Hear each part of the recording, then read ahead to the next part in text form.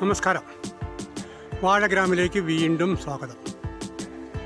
ഇത്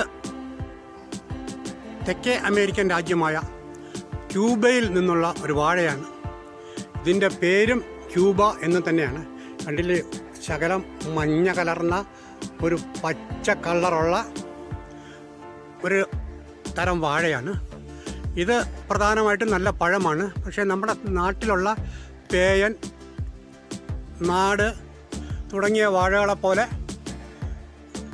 ഒരു കറിക്കാണ് ഏറ്റവും കൂടുതൽ ഉപയോഗിക്കാറുള്ളത്.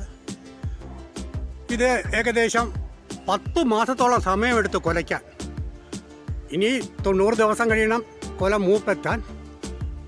ഇതിനൊരു പ്രത്യേകത എന്ന് പറഞ്ഞാൽ ഇതിൻ്റെ തണ്ടിന് ഇച്ചിരി ബലമുള്ളത് കൊണ്ട് പുഴുവിൻ്റെ ആക്രമണം പൊതുവെ കുറവാണ്. മാത്രമല്ല, ഇതിന് ഞാൻ ആദ്യം ചാണകപ്പൊടി ഇട്ടിട്ടുണ്ട്. അത് കഴിഞ്ഞ് യൂറിയ, പൊട്ടാഷ്, ഫാക്ടം ബോസ് ശരാശരി 40-45 ദിവസം ഇടവിട്ട് വളം ചെയ്യുന്നതാണ്. ഇതിന് ധാരാളം വാഴക്കന്നുകൾ വരുന്നത് കൊണ്ട് 3 പിടിയാണ് വളം ചെയ്യുന്നത്.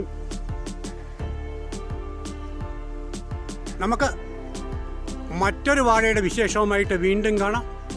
അതുവരെ നന്ദി, നമസ്കാരം.